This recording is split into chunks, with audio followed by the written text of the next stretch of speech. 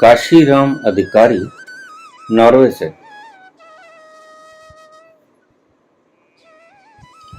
कर्मण्येवाधिकारस्ते मा फलेषु कदाचन मा कर्मफल हेतुर्भुर्मा ते संगो अस्त्व कर्मणि।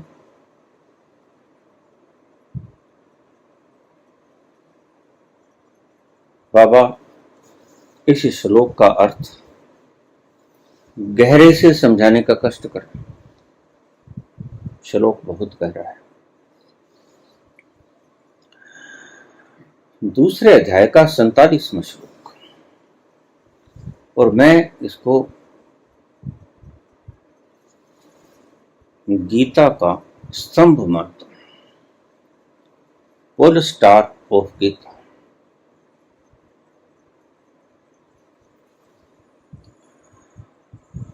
कर्मण्येवाधिकारस्ते मा फलेषु कदाचन।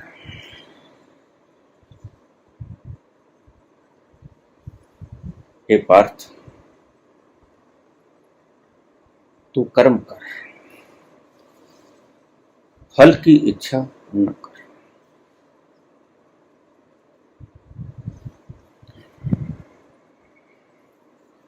इसे गहरे से समझेंगे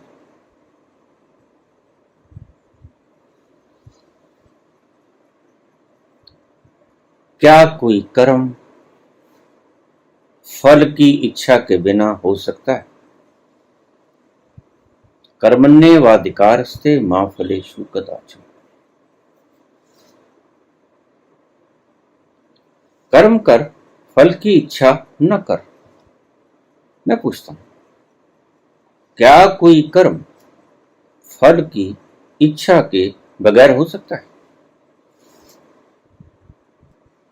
गीता ज्ञान के धुरंधर नित्य प्रति इस वाक्य का उच्चारण करते हैं और इसके व्याख्या करते हैं।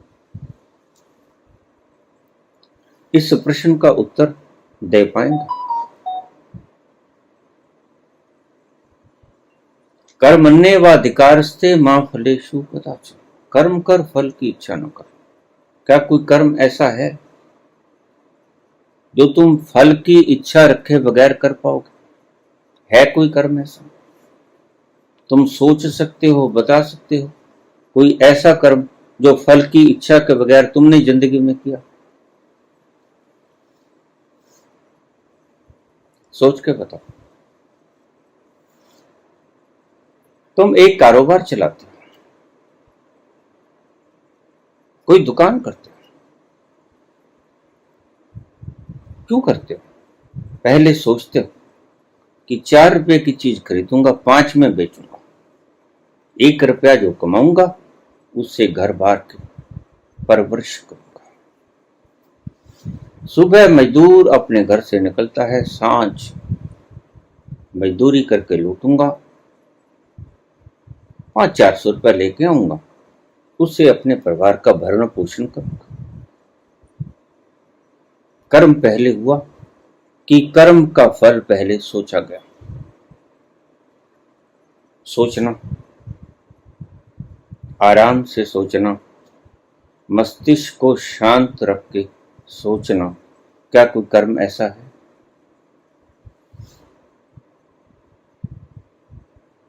व्यापार बाद में होता है। व्यापार का फल ये मिलेगा कि मैं अपना परिवार का भरण पोषण कर पाऊंगा।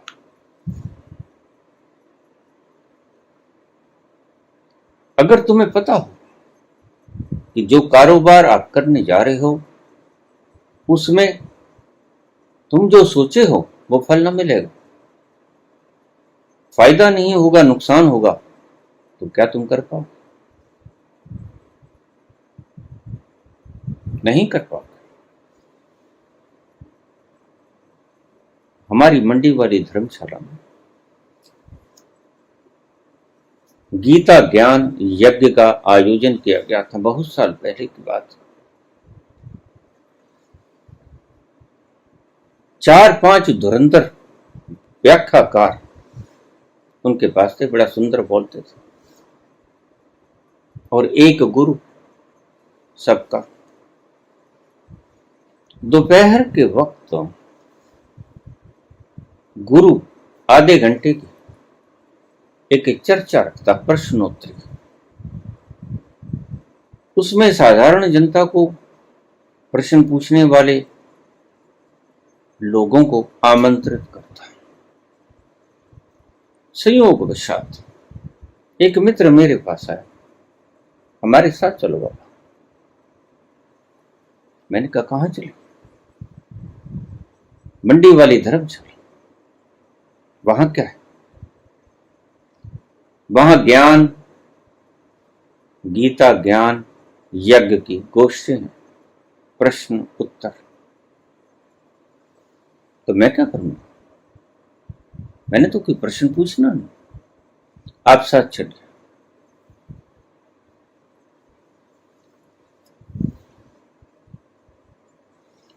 मैं उनके साथ चल पड़ा, बैठ गया। कोई 30-40 व्यक्ति होंगे। ज्ञान चर्चा चली, प्रश्न उत्तर का सिलसिला शुरू हुआ। यही श्लोक आ गया, कर्मण्येवाधिकारस्ते मा फलेषु कदाचन। हे अर्जुन, कर्म कर, फल की इच्छा न कर। फल देना मेरे अधिकार क्षेत्र में है, कर्म करना तेरे अधिकार क्षेत्र में। सीधी सीधी सी परिभाषा।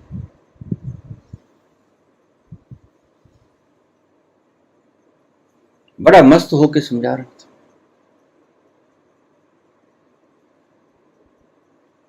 मैंने कहा गुरुदेव रुकिए, बोलिए क्या हुआ? क्या कोई ऐसा कर्म है जो फल की इच्छा के बगैर किया जा सके? गड़बड़ाया। हम अगर रेडी भी लगाते हैं ना फ्रूट की, तो पहले सोच के, इतने रुपए की चीज आई, इतने में बेचेंगे तो मुनाफा होगा। फल की इच्छा हो गई और लाभ की इच्छा हो गई। फल की इच्छा पहले आई कि कारोबार बाद में, कारोबार पहले हुआ। फल की इच्छा पहले आई, कारोबार बाद में। बिना फल की इच्छा किए, ध्यान से समझना, गहरे शब्द हैं। फल की इच्छा किए बगैर तुम एक पांव भी उस दिशा में उठा पाओगे? तुमने कहीं जाना है, घर से चले तो फल की इच्छा पहले आ गई कि हमने वहां जाना है। ये फल की इच्छा हो गई, हमारे जाने के फल की इच्छा हो गई कि हमने वहां जाना है, और हमारे पांव उस तरफ चल पड़े। हम वहां पहुंच गए, हमारी इच्छा पूरी। इच्छा पहले आई वहां जाने की, या कि कर्म पहले आया? निश्चित ही मूड से मूड व्यक्ति भी कहेगा इच्छा पहले आई फल की। तो ये कैसे हो सकता है कि कृष्ण के इस श्लोक का अर्थ इतनी आसानी से ये व्याख्या करने वाले लोग समझा देते हैं? जब मैंने कहा संत गुरुदेव से कि बताइए बताइए कोई कर्म ऐसा है जो फल की इच्छा के बिना हो सकता है, तो गड़बड़ा गया। मैंने कहा कोई बात नहीं,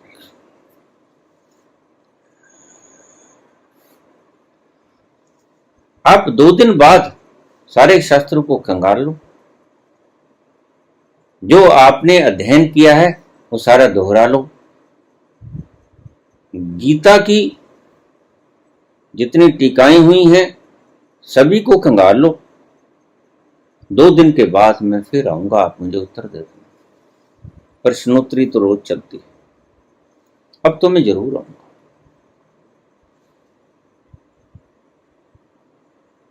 और 2 दिन के बाद मैं गया तो गुरुदेव नदारद थे, प्रश्न का जवाब दे न सके। तुम भी यही सवाल पूछना।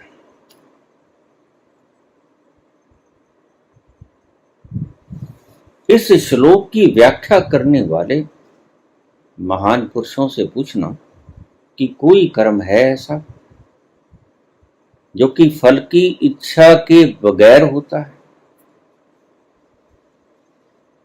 निश्चित ही वो थर्रा जाएगा, होता ही नहीं ऐसा कर्म। वो ऐसा कहेगा, सोचने पे मजबूर हो जाएगा। कर्मण्येवाधिकारस्ते मां फलेषु कदाचन मां कर्म फल हेतुर्भूर्मा ते संगो अस्त्व कर्मणि। तेरा कर्म में अधिकार है, ज्ञान निष्ठा में नहीं। कर्म करते हुए तेरा फल में कभी अधिकार न हो, अर्थात तुझे किसी भी अवस्था में कर्म फल की इच्छा नहीं होनी चाहिए। कृष्ण का कहते हैं 16 कला संपूर्ण अवतार, गीता के ज्ञान का उपदेश युद्ध क्षेत्र में दे रहे हैं। साधारण वाक्य नहीं है। यह बात ठीक है, उथली उथली समझ में ये शब्द आते हैं। इसका वास्तविक अर्थ क्या है? कर्तव्य कर्म करने में ही तेरा अधिकार है, फलों में कभी नहीं। अतः तुम कर्म फल का हेतु भी मत बन और तेरी अकर्मण्यता भी आसक्ति न हो। ऐसा भी नहीं कि तू कर्म करना छोड़ दे। और कर्म करते वक्त फल की आकांक्षा भी मत कर। रात्रि को तुम सोते हो, कोई कर्म नहीं करते, फल की इच्छा भी नहीं, सो जाते हो, बस सो जाते हो। क्या होगा अर्थ? इन इन श्लोक के शब्दों का अर्थ क्या होगा? किस ओर इशारा करते हैं कृष्ण?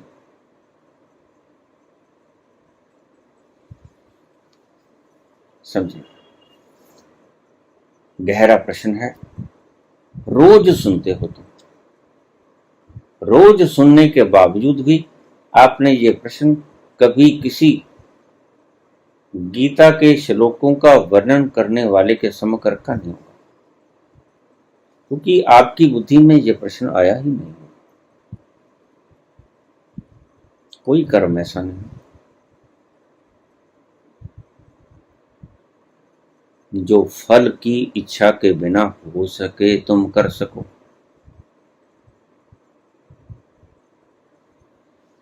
तो फिर कृष्ण का अर्थ क्या है? क्या बोलना चाहते हैं, क्या समझाना चाहते हैं? वो अर्थ इस युद्ध क्षेत्र की विकट परिस्थिति में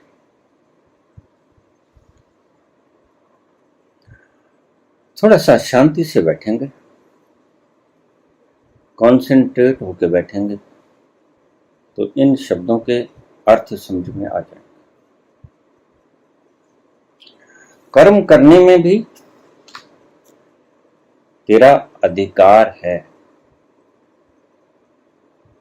फलों में कभी भी नहीं।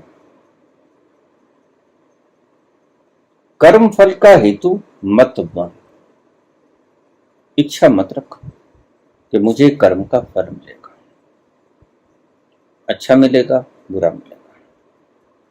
और कर्म न करने में भी तेरी आसक्ति न हो, कर्म न करने में भी तेरी आसक्ति न हो। पूरा श्लोक पढ़ोगे तो आपको अर्थों की गहराई से ये पता चल जाएगा कि कहना क्या चाहते हैं कृष्ण।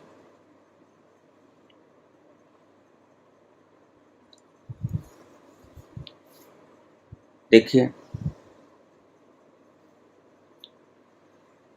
कुछ ऐसे कर्म हैं जो आप इच्छा न भी करो तो भी वो कर्म,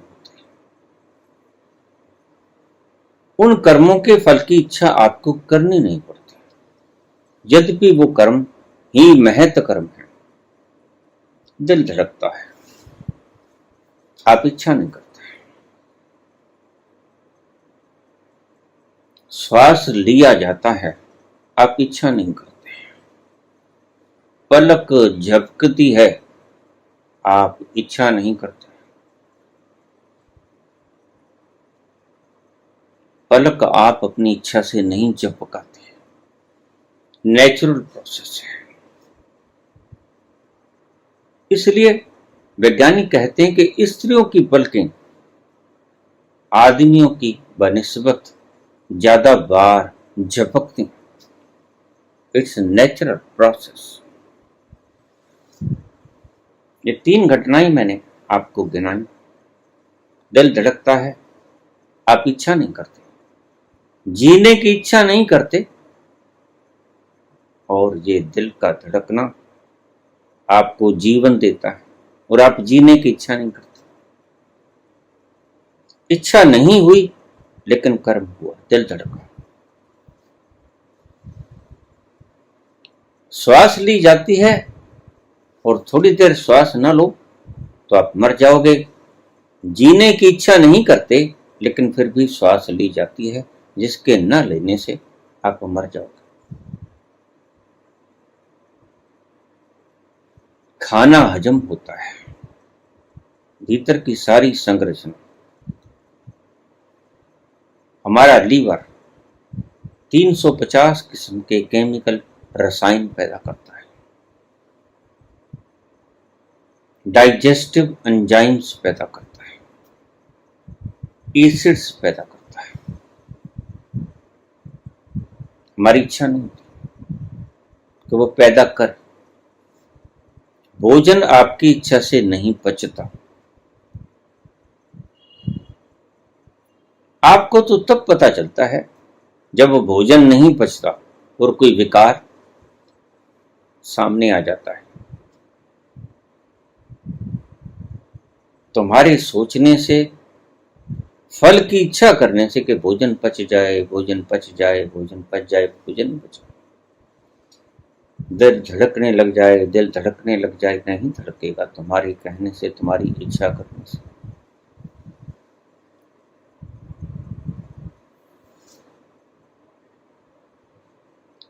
श्वास न आए, श्वास न आए, श्वास न आए, श्वास आएगी। तुम कितना ही जोर लगा लो।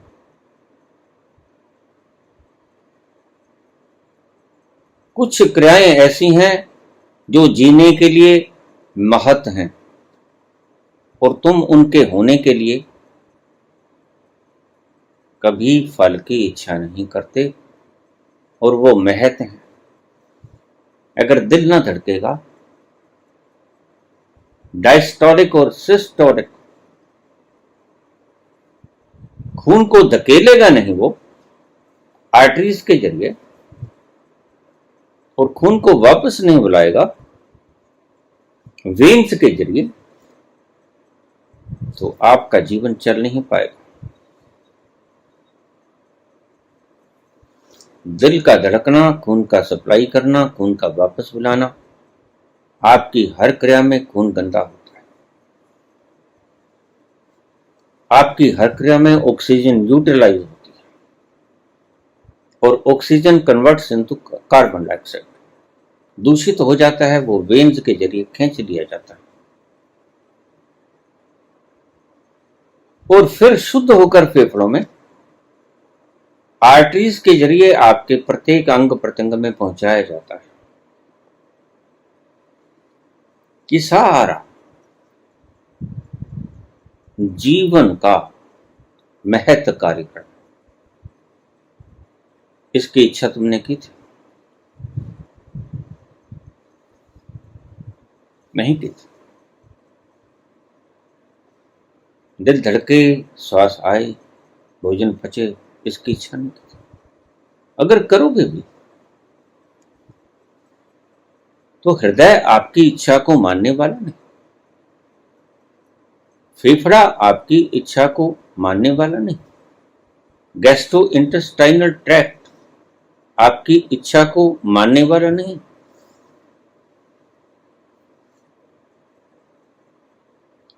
यह प्राकृतिक इच्छा को मानता है। कोई संचालक है इन क्रियाओं का, उसके आदेश से हुक्मी होवन आकार, हुक्म न किया जाए।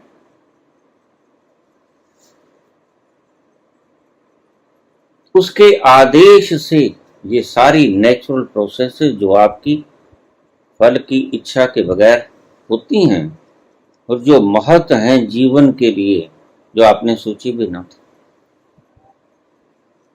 खून साफ होता है, पानी साफ होता है, किडनी साफ करती हैं पानी को, यूरिन में तब्दील हो जाता है, सारा गैस्ट्रो इंटेस्टाइनल ट्रैक्ट आपके भोजन को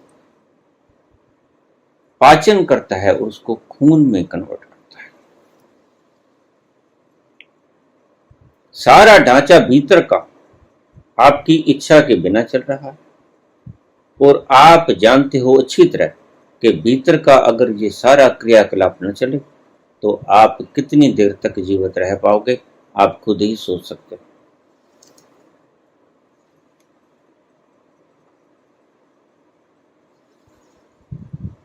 आपकी फल की इच्छा रखे बगैर ये सारी प्राकृतिक घटनाएं घटती रहती हैं हर पल पर। जितने साल भी आप जीते हो, 60, 70, 80, 100, लगातार ये मांस का लुथड़ा देखिए कितना पावरफुल होगा। इसकी मांसपेशियां ये थकती नहीं, और अगर ये थक जाएं तो फिर आप भी थक जाओगे। जिस दिन आप थक जाओगे, जिस दिन हार्ट थक जाएगा, हार्ट पंप करना बंद कर देगा, उस दिन आप भी धड़ाम से गिर पाओ। और ये आपने चाहा ना था। आपका जन्म हुआ, आपको पता ही नहीं था हार्ट कहाँ है, धड़कता है नहीं धड़कता है, श्वास ली जाती है नहीं ली जाती, भोजन पचता है नहीं पचता, आप नावाकिफ थे इन सब क्रियाओं से।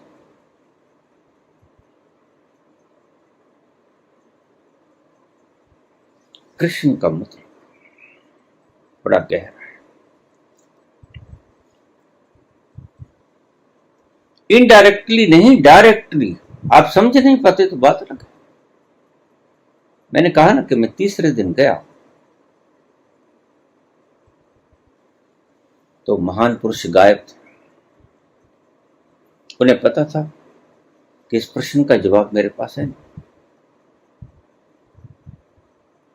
और गीता ज्ञान यज्ञ का प्रचार कर रहे थे।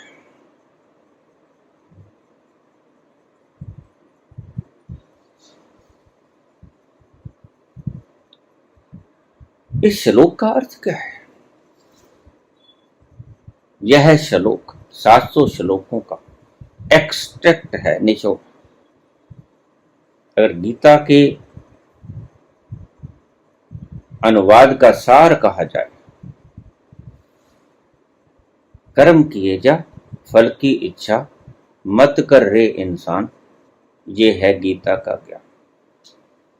ये आपने पंक्तियां सुनी हो। गीता का कुल एक्सट्रैक्ट ज्ञान अगर बताना हो तो यही, कर्म किए जा, फल की इच्छा न कर। और आप उसको थोपना शुरू कर देते हो बिना इसके जाने कि बिना फल की इच्छा किए आप कर्म कर ही नहीं सकते। तो फिर कृष्ण का मतलब क्या होगा इन शब्दों का? सोलह कला संपूर्ण अवतार, ये शब्द ऐसे ही नहीं बोलते हैं, कोई तो अर्थ होगा इनको। बस यही अर्थ है।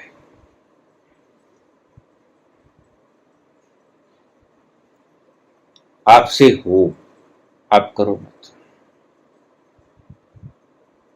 कर्म के कर्ता मत बनो, कर्म को होने दो, और सर्कमस्टेंसेस तुमसे कर्म करवा लेते, वैसे भी कर्म करवा लेते हैं। ये बात जुदा है कि आपका मैं, आपका कर्तापन बीच में आड़े आता है। तुम तो कल को ये भी कह सकते हो कि मैंने इतने साल हृदय धड़काया, मैंने इतने साल श्वास ली, मैंने इतने साल खाना पचाया। मूर्खों का कोई कहने का ठिकाना थोड़े होता है, कुछ भी बोल सकते हैं। लेकिन ना हृदय आपने धड़काया, ना श्वास आपने ली, ना भोजन आपने पचाया। और जब मूलभूत बेसिक चीजें जो आपके जीवन के लिए आवश्यक थी और जिम्मेदार थी, वो आपके द्वारा नहीं की गई, तो आप कैसे कह सकते हो कि जब मैंने किया? छोटे छोटे काम तो आपने किए, बृहत काम जिनके होने से आपने ये छोटे छोटे काम किए, वो तुम कहते हो कि हमने किए। कृष्ण यही दुविधा दूर कर रहे हैं। कृष्ण कहते हैं कि तुम फल की इच्छा न करो। सर्वधर्मान प्रत्यक्ष मामेकं शरणं, मैं जैसा करवाऊं वैसा करो। वैसे भी मैं जैसा करवाऊंगा करेगा तो वैसा। लेकिन अगर कृष्ण ये 700 श्लोक अर्जुन से न बोलते तो दुनिया आज इस अमर संदेश से वंचित रह जाती। और इस पर टीकाकारों ने बहुत सी टीकाएं की। मैं जब भी किसी टीका को पढ़ता हूं तो मैं दूसरे अध्याय का 47वां श्लोक देखता हूं सिर्फ, क्योंकि यह थीम। अगर किसी ने एक्सट्रैक्ट ठीक निकाल दिया, बस कुछ और देखने की जरूरत नहीं। इसलिए मैं कहता हूं इट्स पोल स्टार, यह ध्रुव तारा, यह दिशा देता है कि यह व्यक्ति क्या जानता है। मानता तो कुछ भी, यह व्याख्याकार क्या जानता है।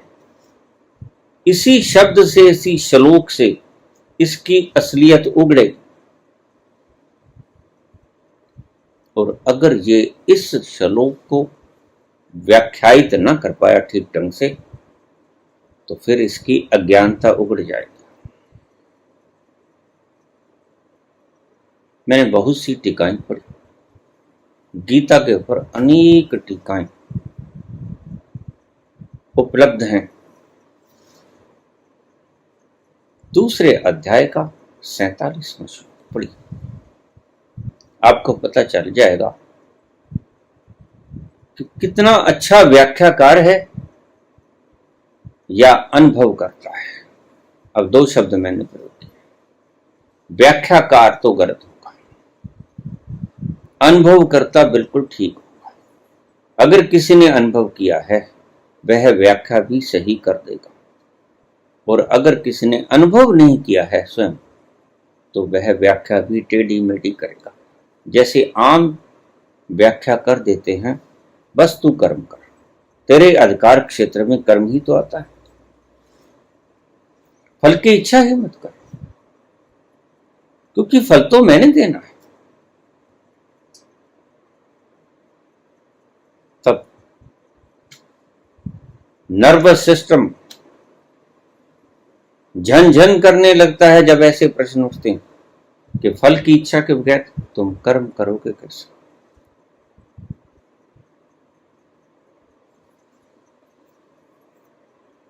कुल मतलब क्या है, कृष्ण कहना क्या चाहते हैं अर्जुन को, और अर्जुन समझते क्या है। अभी दूसरा अध्याय है, अभी पहले अध्याय में अर्जुन ने अपना धनुष फेंक दिया है और रथ के पिछले हिस्से में बैठ गया है। मैं युद्ध न करूंगा, ऐसा कहता है। और अभी कृष्ण ने बोलना शुरू किया है, और अभी तो 18 अध्याय जाएगा। अभी तो उसे अपना आपा दिखाना होगा, फिर वो बोलेगा नष्टो मोहा समृत्र लब्धा। मुझे याद आया, स्मृति आई, विस्मृत हो गया था, मुझे याद आया हु एम आई। नष्टो मोहा, मेरा इल्यूजन खत्म।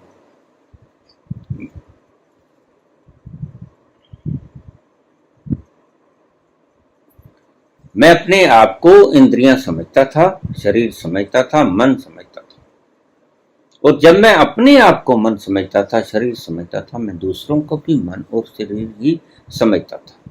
ये मेरा मोह था। हे भगवान, अब मेरा मोह नष्ट हुआ, स्मृति लब्ध, मिल गई स्मृति, विस्मरण याद आया, स्मरण हुआ। हमारे जो कहते हैं सुमरण करो, स्मरण। गुरुदेव कहते हैं रिमेंबर योर सेल्फ, और नो दाय सेल्फ, अपने आप को जान। रमन कहता है। कृष्ण ने बहुत कुछ कहा, नहीं समझ पाए अर्जुन। कृष्ण मौके का इंतजार थे। एक ऐसी पौड़ी होती है, सीढ़ी होती है, जहां पर तुम अपनी शक्ति को शिष्य पर फेंक सकते हो। सारी गीता में कृष्ण उस अवस्था को ढूंढ रहे थे, ताक में थे कि अर्जुन उस सीढ़ी पर कब पांव रखेगा, और आखिर उसने उस सीढ़ी पर पांव रख दिया। प्रश्न पूछते पूछते उत्तर प्रश्न के उधेड़ बुन में उसने उस सीढ़ी के ऊपर पांव रख दिया, और उसी क्षण में कृष्ण ने अर्जुन के ऊपर शक्तिपात कर दिया।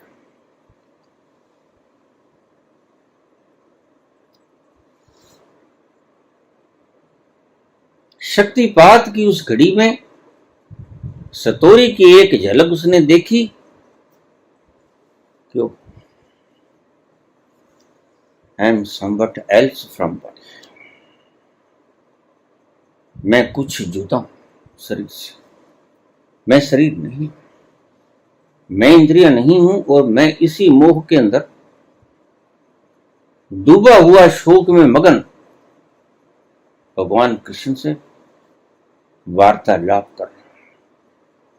जब मैं शरीर नहीं हूं तो भीष्म पितामह द्रोण या जिनका भी मैं जिक्र कर रहा हूं वे भी शरीर नहीं। मैंने आपको एक कहानी सुनाई थी मेरी बायोग्राफी में। मेरे मृत भैया जब मेरे पास आए और मैंने उनको देखा, मैं हैरान हूं। पहली बार मैं किसी प्रेत के, भूत के दर्शन कर रहा था, लेकिन उस दर्शन से लोग डर जाते हैं, और मेरा भ्रम नष्ट हुआ।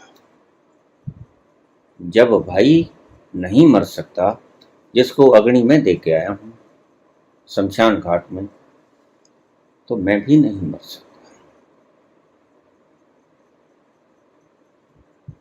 जिस दर्शन से आप डरकर भाग जाते हो, भूत, रात्रि का वक्त, मैं डरा नहीं, मेरा इल्यूजन खत्म। उलट प्रभाव, समझ की बात। मेरी समझ यहां गई कि जिसे मैं अग्नि दे के आया खुद, वह मेरे सामने आज खड़ा है।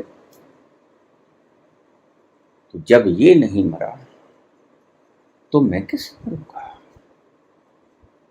उस अमृत के अप्रत्यक्ष तौर से दर्शन हुए कि असल में तो मेरा भाई, वो जिसे फूंक आए वो नहीं था, असल में तो ये था जो मेरे सामने खड़ा है।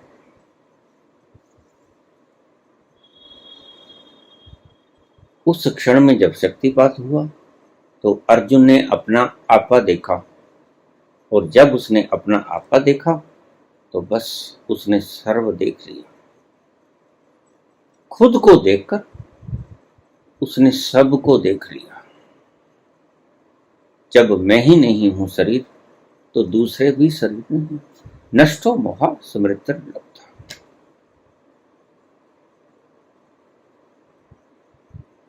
तो चरण पकड़ लिए, क्षमा कर, मैंने आपको नाजायज ही परेशान किया प्रश्नों से। अब हुक्म करो, मैं क्या करूं? और कृष्ण भगवान ने कहा, मुझे याद कर और युद्ध में कूद जा, युद्ध कर। तू जो मरने और मारने की बात से कब जा रहा है वो तुम है नहीं, अब तो ज्ञात हो गया, बिल्कुल ज्ञात हो गया। और फिर उसके बाण ऐसे चले, कोई रिश्ता निभाया ना गया, सभी रिश्ते फीके पड़ गए।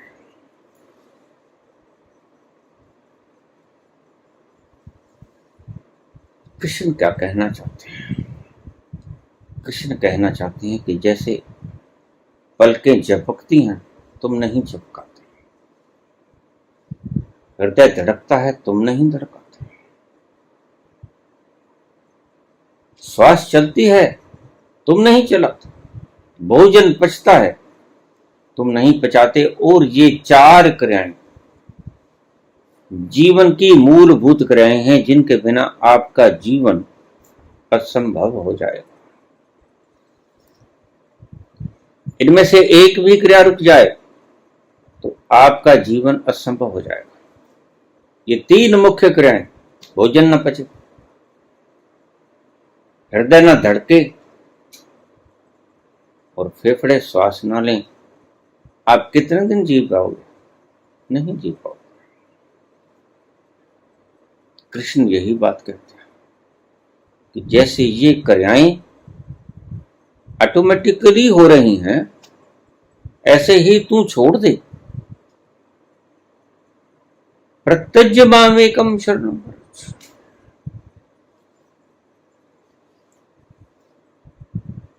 सभी रगड़े झगड़े छोड़ दे। सर्वधर्माण प्रत्यज्य मामेकम शरणम व्रज, मुझे एक की शरण में आ जा। इसमें कृष्ण दूसरी बात भी कहते हैं कि मैं एक हूं, मैं अनेक नहीं, मैं एक हूं। कृष्ण को अपनी एकता का आभास है। कृष्ण कहते हैं कि मुझे एक की शरण में आ जा, यानी तू छोड़ दे, तू अपनी तरफ से कुछ मत कर, न कर्म कर और न फल की इच्छा कर। ये दोनों बातें आएंगी। दूसरे शब्द में कृष्ण ने कहा, तू नए करने का हेतु भी न बन, तू करने का हेतु भी मत बन, तू करता भी मत बन और नए करने का हेतु भी मत बन। तू इनमें से कुछ भी नहीं है। दूसरे अर्थों में कृष्ण कह रहे हैं कि तू है ही,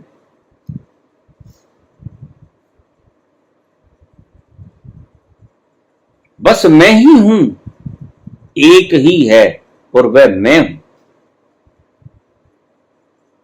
तू सिर्फ मेरी शरण में आ जा, तेरी सारी दुविधा मिट जाएगी, सारे संशय नष्ट हो जाएंगे, और मैंने जो करवाना है मैं करवा लूंगा। और अर्जुन उस सत्य को देखकर, शक्तिपात से जो सत्य दिखा था, जो बिजली कौंधी थी एक क्षण के लिए, दिशा दिख गई, रास्ता दिख गया, कृष्ण की शरण में चला गया। और फिर जो करवाना था कृष्ण ने वो करवा लिया। तो देखिए, यहां से आपको समझ आ जाएगा, अर्जुन को इतने पापों का दंड भोगना नहीं पड़ा। 18 अक्षौहिणी सेना थी। 11 अक्षौहिणी सेना कौरवों के पास और 7 अक्षौहिणी सेना पांडवों के पास था। इतनी अक्षौहिणी सेना मारी गई, सारे कौरव मारे गए, लेकिन अर्जुन को कोई पाप नहीं लगा, क्योंकि अर्जुन कर्ता नहीं बना। कर्ता कौन? कृष्ण। और जो कर्ता वो भोगता।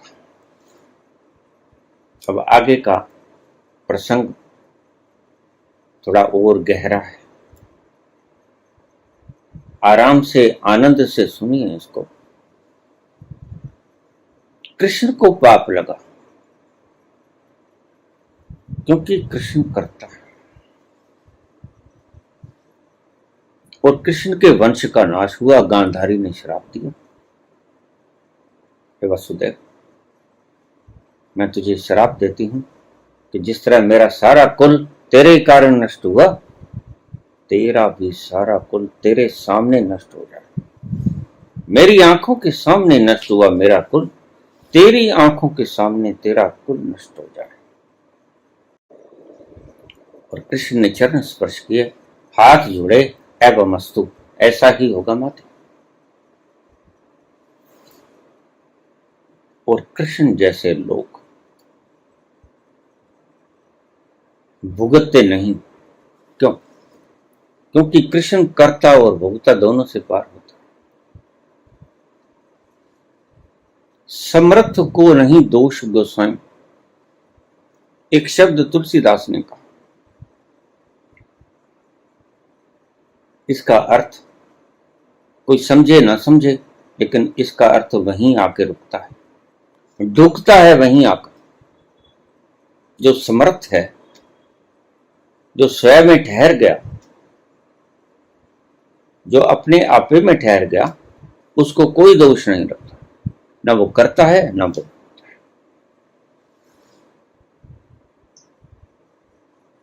अर्जुन को दोष इसलिए नहीं लगा, इतनी हत्याओं का बोझ जो वो पहले महसूस कर रहा था कि मेरे भाई सभी वीर गति को प्राप्त हो गए और उनकी विधवाएं श्वेत वस्त्र में लिपटी हुई छाती पीट रही और मुझको शापित कर रही, और कैसे अपने गुरु का वध कर दूं, उससे सीखी हुई धनुर्विद्या का उसी के ऊपर कैसे प्रयोग करना, और कैसे जिसकी गोदी में बुरकी बुरकी रोटी की खाके में बड़ा हुआ, निर्भय हुआ उसकी गोदी में बैठकर, कैसे ही उसको मैं उसका हनन कर दूं।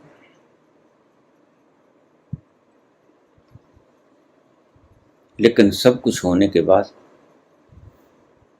उसका मैं मिट गया था, कर्ता मिट गया था, कोई उसे दोष छू ना पाया। अर्जुन को भुगतना नहीं पड़ा। कृष्ण ने सारे श्राप को सत्य होते देखा। अब यहां समझने वाली बात है थोड़ी।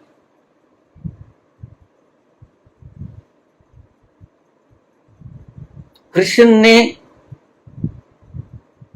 सारी घटनाओं को अपनी आंखों के सामने घटते देखा, जो गांधारी ने श्राप दिया था कि हे वसुदेव,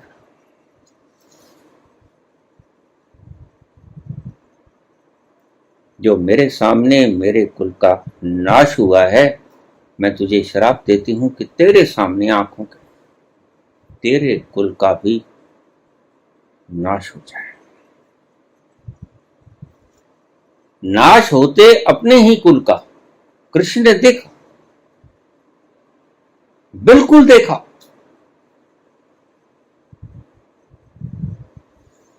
लेकिन जरा भी थर्राए, जरा भी शोरगुल नहीं किया, जरा भी रोकने की चेष्टा। ऐसा नहीं है कि वो अर्जुन को ही समझाते, खुद के जीवन में कुल नष्ट हो गया। कौरवों का कुल तो कुछ भी ना था। लेकिन यदुकुल तो बहुत बड़ा था, यदुकुल तो बहुत बड़ा था, सबका नाश हो गया, विनष्ट हो गया। और कृष्ण की आंखों के सामने देखते देखते, लेकिन कृष्ण के ऊपर जरा भी प्रभाव नहीं पड़ा। क्यों? क्योंकि कृष्ण करता नहीं। गंधारी ने श्राप दिया, उन्हें स्वीकार किया, ठीक है माता ऐसा ही होगा, लेकिन उसे पता था क्योंकि मैं करता नहीं। उन्हीं ने जो करवाया वो करवा दिया, मैं भी करता नहीं, इसलिए मैं भोगता नहीं। जो होना था गंधारी के मुख से श्रापित हो गया, निकल गया श्राप, और वह सत्य भी हो गया। लेकिन कृष्ण बिल्कुल अनलग, निर्लिप्त भाव से उस सारे दृश्य को, कटते मरते हुए यदुकुल को अपनी खुली आंखों से देखते रहे। आंखों में जरा भी अश्रु नहीं आया, जरा भी क्रोध नहीं आया, जरा भी दुख नहीं, कोई शांति पूरी बनी रही उसके भीतर। कोई आवेश न आया, कोई उद्वेग न आया।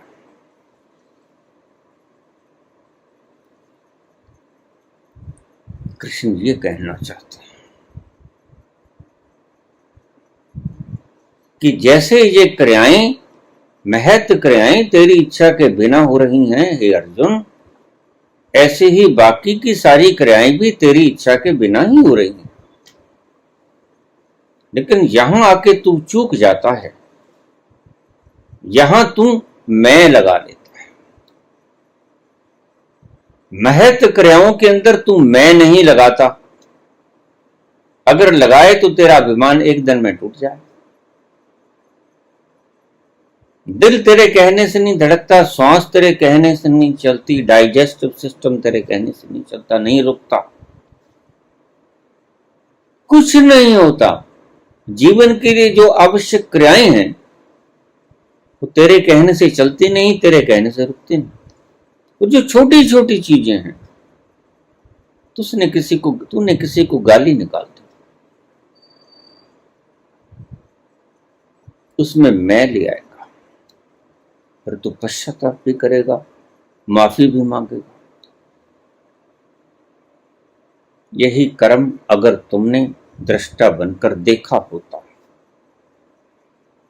तो तुम्हें प्रायश्चित करने की जरूरत नहीं थी, तुम्हें माफी मांगने की जरूरत नहीं थी, क्योंकि तुम करता नहीं। यही गाली या किसी की बेइज्जती या किसी का अपमान, अगर तुमने दृष्टा भाव से होते हुए देखा होता तो तुम्हें उसका फल भुगतना नहीं पड़ता था। लेकिन तुम्हें भुगतना क्यों पड़ता है? क्योंकि तुम पाप तो कर देते हो, भूल तो कर देते हो, उस भूल में अपने मैं को आरोपित कर देते हो कि ये मैंने किया, जबकि किया वो भी तुमने नहीं होता। अंडर सम सर्कमस्टेंसेस वो क्रिया हुई हुई होती। फिर समझा? अंडर सम सर्कमस्टेंसेस वह क्रिया अच्छी या बुरी, कभी तुम दानी बन जाते हो, उसका श्रेय अपने पे लेते हो, कभी तुम डाकू बन जाते हो, उसका पश्चाताप खुद करते हो। यह क्यों करते हो? क्योंकि तुम दानी बने और तुम डाकू बने। कृष्ण ये कह रहे हैं कि तुम डाके को भी दृश्य की तरह देखो। समझना बात को, डाके को भी दृश्य की तरह देखो और दान को भी दृश्य की तरह देखो, तो तुम में मैं नहीं आएगा, कर्तव्य नहीं आएगा। जैसे पर्दे के ऊपर, स्क्रीन के ऊपर फिल्म चल रही, उसमें तुम कुछ नहीं होते, सिर्फ देख रहे होते। कुछ भी नहीं करते, कर भी नहीं सकते, क्योंकि पीछे से प्रोजेक्टर उन रंगों को बिखेर रहा होता है श्वेत पर्दे के ऊपर, और तुम सिर्फ देख ही सकते हो, तुम उसमें इंटेंगल हो भी नहीं सकते। कोशिश बड़ी करते हो, लेकिन लोग तो फिल्मों के साथ एकाकार हो जाते हैं। अगर एकदम से चलती हुई फिल्म के अंदर कोई विलियन की पिटाई हो रही है हीरो के द्वारा, और अगर आप लाइट को ऑन कर दो तो आप देखोगे कितने लोगों के घूंसे मुक्के चल रहे हैं, बैठे ही ठूठा करते रहते। तुम तो फिल्मों के साथ भी एकाकार हो जाते हो, जबकि फिल्में तो तुम्हें ज्ञात होना चाहिए कि हम देख रहे हैं, सिनेमा हॉल में टिकट लेके बैठे। कृष्ण कहते हैं इस श्लोक में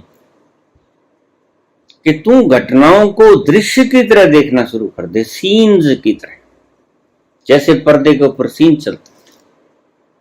अब स्वप्न के अंदर कोई दृश्य चल रहा है, तुम उसे बदल सकते हो? नहीं बदल सकते, देख सकते हो, सिर्फ को देखते हो।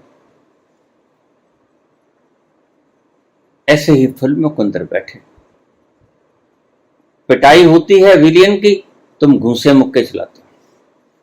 किसी के ऊपर अत्याचार होता है, वो रो रहा है, तो तुम भी साथ रोते हो। तुमने एकाकार कर लिया अपने आप को उस दृश्य के साथ जो है ही नहीं, जो सिर्फ रंगों की परछाइयां हैं श्वेत स्क्रीन के ऊपर। ऐसे ही तुम्हारा जीवन, तुम जीवन के साथ एकाकृत भाव में आ जाते हो कि मैं ही हूं ये, बस यही गलती खा जाते। सारा सार कृष्ण भगवान इस श्लोक में उड़ेल देते हैं। घटनाओं को दृश्यों की तरह देखो, घटनाओं को कर्मों की तरह मत देखो कि मैंने किया। जिस दिन तुमने घटनाओं को दृश्यों की तरह देखना शुरू कर दिया, सीन्स की तरह फिल्मों को, उस दिन तुम किसी और तल पे पहुंच जाओ।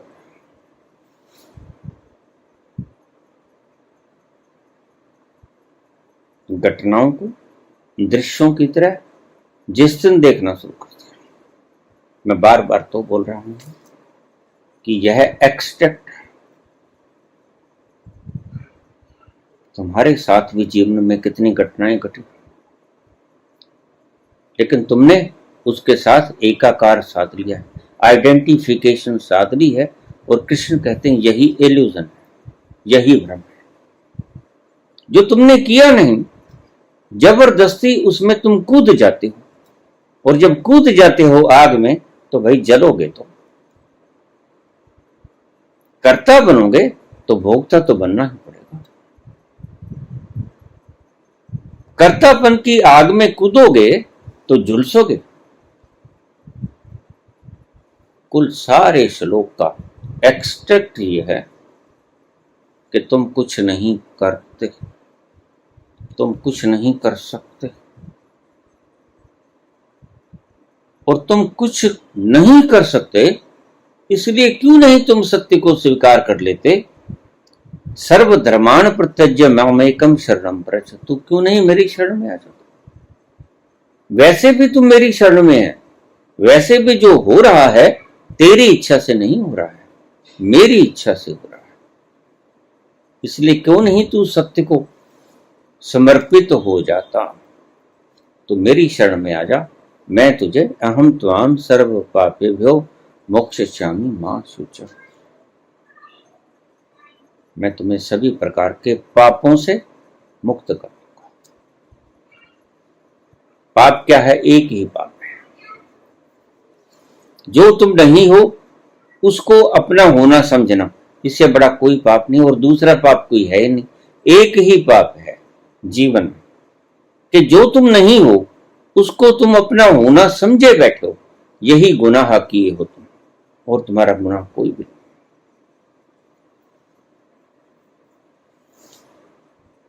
इस्लाम में एक शब्द है बड़ा प्यारा, वो इसी तरफ इशारा करता है। पूछेगा अगर हश्र में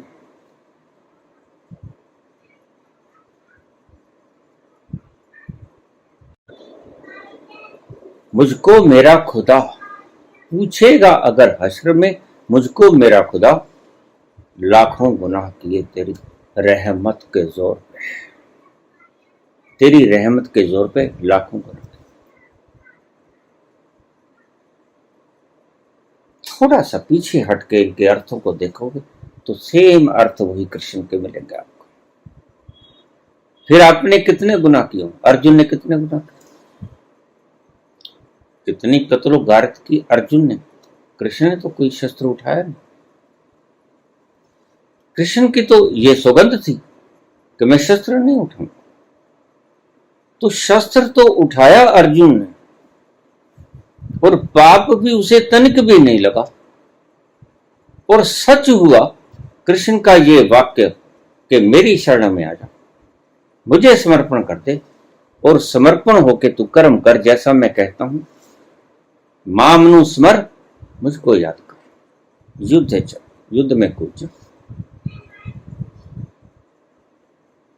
लेकिन दोष नहीं लगा उसे।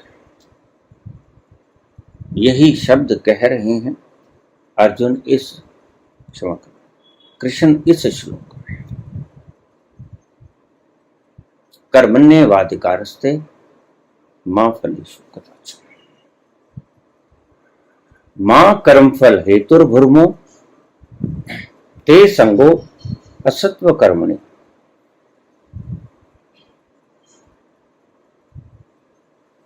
कर्म के फल की चाहत के बिना कर्म कर, और ये कब संभव हो पाएगा?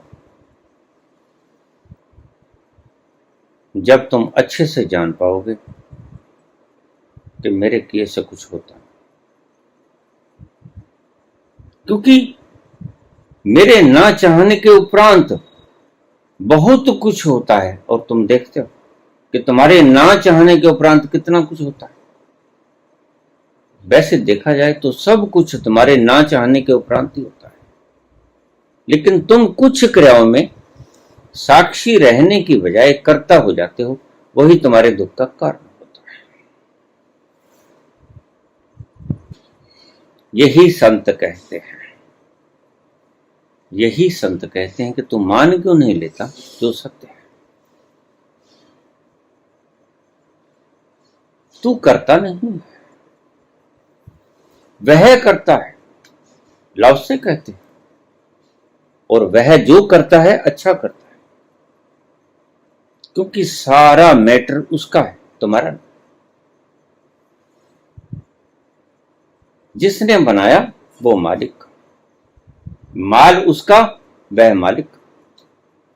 तुम्हारा क्या है? तुम्हारा खाक। तुमने जो जो अपना कहा वो तुमने बनाया नहीं, कमाया। एक जेब से छीना, दूसरी जेब में डाला। बनाया नहीं, क्रिएट नहीं किया, सिर्फ कमाया। और उसको तुम धन कहते हो कि ये हमारा धन है। तुम्हारा धन कुछ नहीं। तुमने जो क्रिएट नहीं किया वो तुम्हारा है नहीं। जिसने क्रिएट किया वो उसका है। जिसने भी क्रिएट किया वह उसका है। और अगर किसी ने क्रिएट नहीं किया, नास्तिक कहते हैं किसी ने क्रिएट किया, अपने से ही क्रिएट हुआ सब, तो फिर सब अपने अपने मालिक हैं। प्रत्येक कण अपना मालिक है। अगर आप विराटता से इस बात को समझोगे तो कण कण अपना मालिक है। तुम्हें यह समझना पड़ेगा आखिर में। कण कण अपना मालिक है, कण कण के तुम मालिक नहीं। या तो जिसने सृष्टि को बनाया वो सर्जनहारा इसका मालिक है। अगर तुम ऐसे नहीं मानोगे तो फिर ऐसे मानो कि कण कण, तुमने तो कुछ बनाया नहीं। कण कण, क्योंकि खुद से ही जन्म हुआ, तो कण कण अपना मालिक है। ईशावास्यमिदं सर्वं यत् किंच जगत याम जगत। ईश्वर जगत के कण कण में व्यापक है। कण कण ईश्वर है और स्वयं से प्रकट हुआ है सैपम, इसलिए कण कण ईश्वर है और ईश्वर ही इसका मालिक है। इसको जैसे भी ले लोगे वैसे ही तुम तो मालिक नहीं। इतना तो सही, तुम तो ये भ्रांति लिए करते हो कि मैं मालिक हूं। इसी भ्रांति को त्याग दो।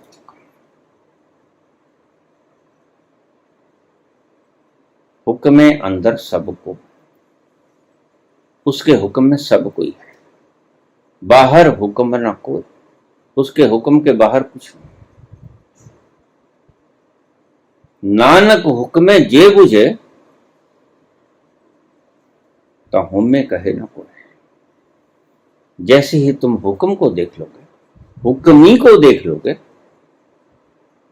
उन चलती हुई उंगलियों को देख लोगे जो नचाता है सारी सृजना को।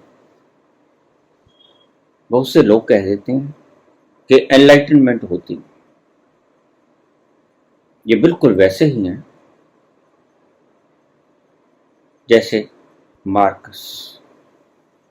जो देखा नहीं वो होता ही नहीं, जो देखा नहीं वो होता ही नहीं। एनलाइटनमेंट देखी नहीं तो होती ही नहीं। ये नीत्शे और मार्कस के विचारों वाले लोग हैं, अध्यात्म में घुस आए जबरदस्ती, गलत अलत गलत प्रचार कर रहे हैं, जानते मानते कुछ नहीं। अपनी खोपड़ी के बलबूते जो कुछ ज्ञान इन्होंने इकट्ठा किया है, जो इंफॉर्मेशन इन्होंने इकट्ठी की है अपने जीवन के दौरान, उसके बलबूते के ऊपर ही यह प्रचार और प्रसार करते हैं। अनुभव नाम की चीज इनके पास कुछ नहीं होती। कृष्ण यही कहते हैं इस श्लोक में। बहुत सी टीकाएं आपको मिलेंगी और अलग अलग उसके आपको टीकाओं के अर्थ मिलेंगे। इस गीता के इस श्लोक के भी बहुत से अर्थ किए गए हैं लोगों ने। जैसा मैंने देखा वैसा मैंने इसका अर्थ कर दिया। अगर तुम अपने आप के साक्षित्व में स्थित रहोगे, जिसे स्थिति प्रज्ञ कहते हैं कृष्ण, तो तुम्हें ना कोई पाप लगेगा। तुम अपने अस्तित्व में बैठे बैठे तुम्हें कोई पाप नहीं लगता, कोई आग नहीं जलाती, कोई शस्त्र नहीं काटता, कोई वायु नहीं झुकाती, कोई पानी नहीं मिलाता। तुम अजर हो, अमर हो, तुम्हें कोई बंधन नहीं बांधता। ऐसा है तुम्हारा स्वरूप, उसमें उतरो, उसको जानो। सारे संशय और संदेह नष्ट हो जाएंगे। धन्यवाद।